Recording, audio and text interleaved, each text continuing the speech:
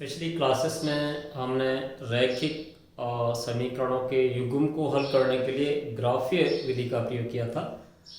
आज के video class में हम एल्जेब्रिक मेथड यानी बीजगणितीय विधियों को समझेंगे और उनके द्वारा हम समीकरणों को हल करना सीखेंगे।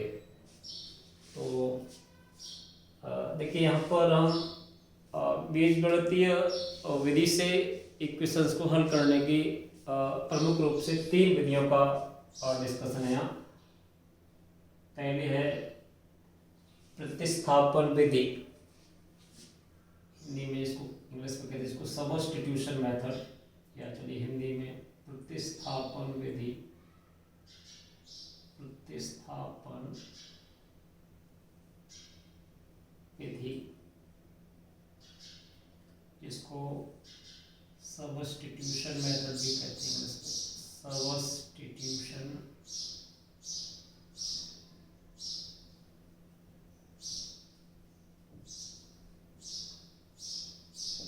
प्रतिस्थापन जानते हैं आप, किसी के स्थान पर दूसरे उसके इक्विवेलेंट कोई चीज़ रख देना, वो सबस्टिट्यूशन कहलाता है।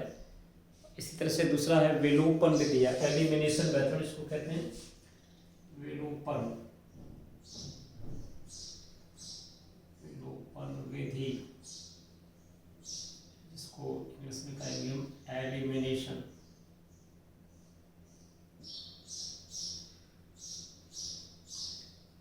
मेथड एलिमिनेट करना, किसी चीज़ को रिमूव करना, किसी चीज़ को डिलीट करना, एक तरह से वहाँ से इसको एलिमिनेट कर देना।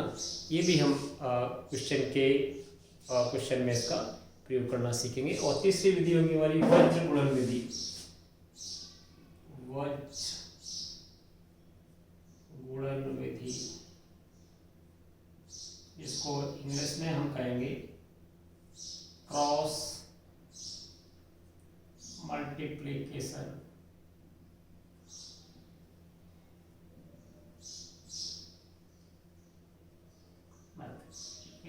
ये 3 विधियों की चर्चा हम करेंगे और इनके द्वारा हम अलग अलग क्वेश्चंस को लेकर के और इनका प्रयोग करते हुए क्वेश्चन को सॉल्व करेंगे। तो एक्सरसाइज 3.3 सीधे आते हैं और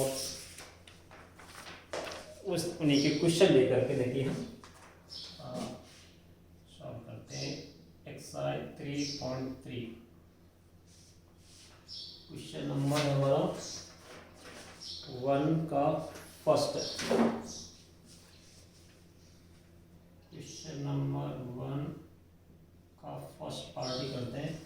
देखिए इसमें कहा भी है निम्न रैखिक समीकरण युग्म को प्रतिस्थापन विधि से हल कीजिए।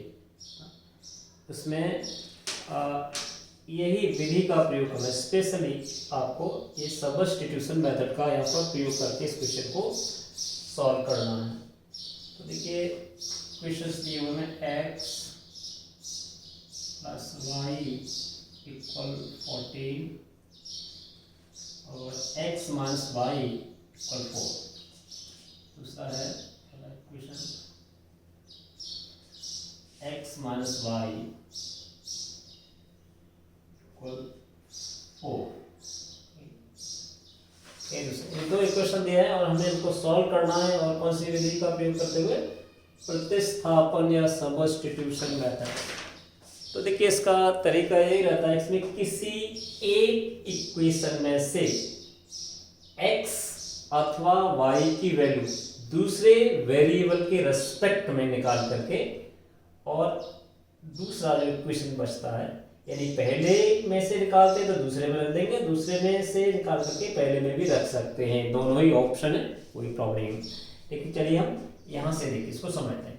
यानी फर्स्ट इक्वेशन से y की वैल्यू x के फॉर्म में निकालते हैं। फ्रॉम इक्वेशन फर्स्ट देखिए क्या है, x + y = 14 है। यहाँ से हम निकाल सकते हैं y = 14 - x, है ना। x को इधर हमने राइट साइड में इसको शिफ्ट किया है, उसकी साइड चेंज की है। और ये y की वैल्यू x के रेस्पेक्ट में, इसको हम सेकंड रख देंगे, पुटिंग इन इक्वेशन सेकंड, है ना, putting the value of y in respect of x in equation second, सीधे सीधे में यहाँ putting in equation second। तो देखिए यानी y की जगह क्या, यानी x हमारा क्या, x माइनस y की जगह ये 14 minus x equal 4। Okay, now simplify this, देखिए अगर x minus 14 plus x equal 4, this is 2x minus 14 equal 4 and this is 2x equal 4 plus 14, और चलिए इसको 2x इक्वल 18 एंड यहाँ से x equal to 18 divided by 2 equal 9। x की value क्या आ गई यहाँ से 9। अब ये जो हमने यहाँ से निकाला, इसमें x की वैल्यू को फिर रिप्लेस कर देंगे, तो y की वैल्यू निकल आएगी यहाँ से हमारी, ठीक है। फ्रॉम, अब देखिए क्या y इक्वल क्या है 14 माइनस x, यहाँ से रख देंगे 14 माइनस 9, है ना, x इक्वल टू 9 रख देंगे, तो y इक्वल टू कितना आ जाएगा 14 माइनस 9, दैट इज व्हाट 5। तो और सिंपल रहता है, यहाँ से इसमें हमने रख दिया, इसलिए हमारी वैल्यूज क्या आ गई, या इसलिए x equal 9 and y equal 5, value आ गई, इसका सॉल्यूशन हो गया। And with the specified condition to use the substitution method to solve the pair of equation in two variable, तो सारी कंडीशन हमने इसको चेक भी करोगे तो देखो x प्लस वाई यानी 9 plus 5 equal 14, x minus Y equal 4, तो ये हमारा सही।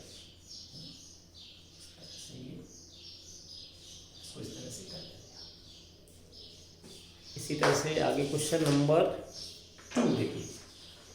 क्वेश्चन नंबर 2 में क्या है, question number 2, 2x plus 3y equal 11 और 2x minus 4y equal minus 24 को हल कीजिए और इससे m का वह मान ज्ञात कीजिए जिसके लिए y इक्वल mx प्लस 3 हो। तो देखिए इस क्वेश्चन को समझिए, दो इक्वेशन दिए हैं, पहला है 2x plus 3y, 2x plus 3y equal 11, first, and 2x minus 4y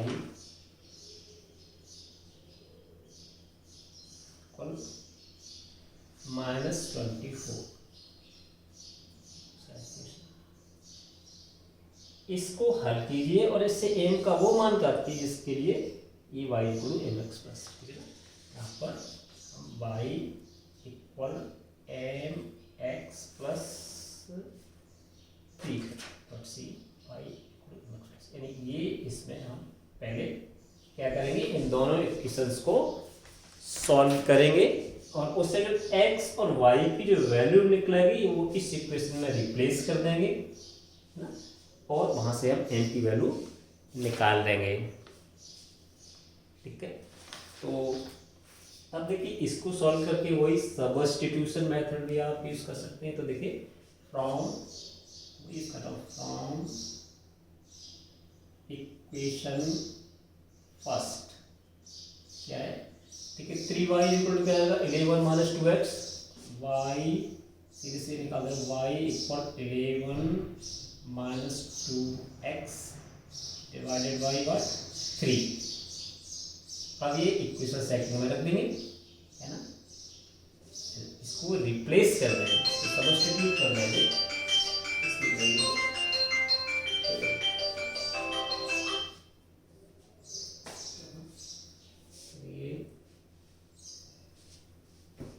value को यहाँ पर देखिए y की वैल्यू को सेकंड में ये सब्स्टिट्यूट कर देंगे। ठीक है, 2x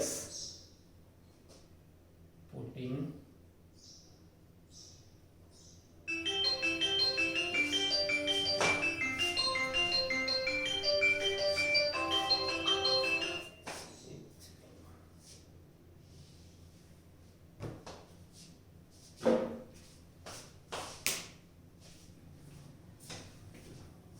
y equal 11 minus 2x by 3 putting in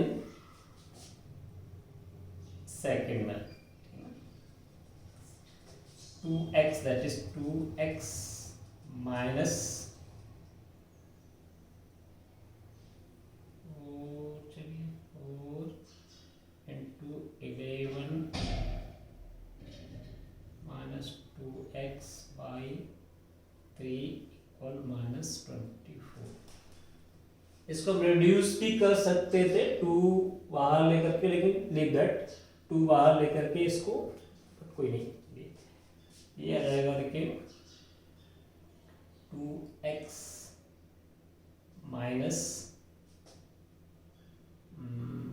चलिए इसको चाहोगे तो पूरा एलसीएम लेकर के भी सॉल्व कर सकते हैं, माइनस 44 प्लस 8x,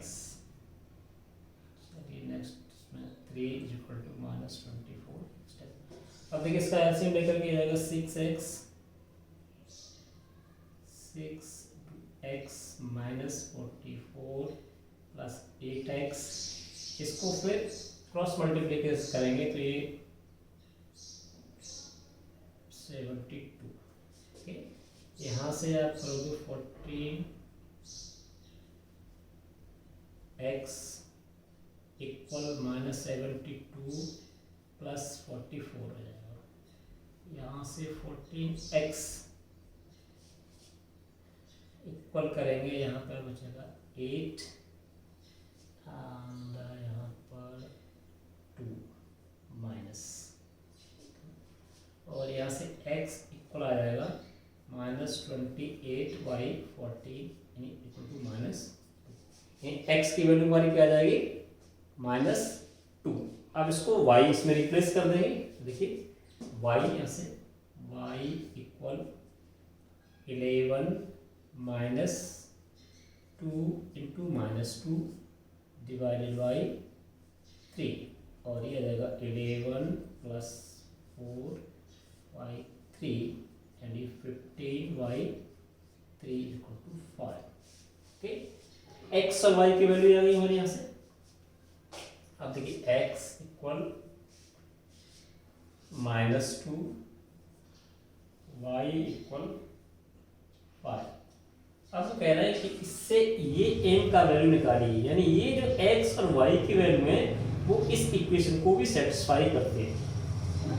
किस कंडीशन के लिए, है ना, m का क्या वैल्यू होना चाहिए जिसके लिए ये जो वैल्यूज हैं, यानी ये इस इक्वेशन के भी सॉल्यूशन हैं, they must satisfy to this given equation y is equal to mx plus 3।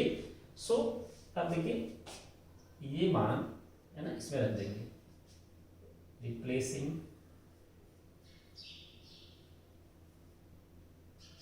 x equal -2 y equal 5 in y equal mx plus 3। देखिए 5 equal m into -2 plus 3, 5 equal -2m plus 3, तो 2m निकाल लेंगे हम, यानी -2m equal जाएगा 5 minus 3 हो जाएगा। ठीक है ना, और -2m इक्वल 2, m इक्वल हो जाएगा 2 अपॉन -2 इज -1, ये हमारा देयरफॉर m इक्वल -1 ये। इस तरह से हमने इक्वेशन को सॉल्व कर लेते हैं। यहाँ हमने सब्स्टिट्यूशन मेथड का यूज़ किया है, और बाकी और कुछ कंडीशंस इसमें अगर वो डिमांड कर रहा है क्वेश्चन को, उन कंडीशंस को ध्यान में रखते हुए हम आगे इस तरह से क्वेश्चन को सॉल्व कर पाते हैं।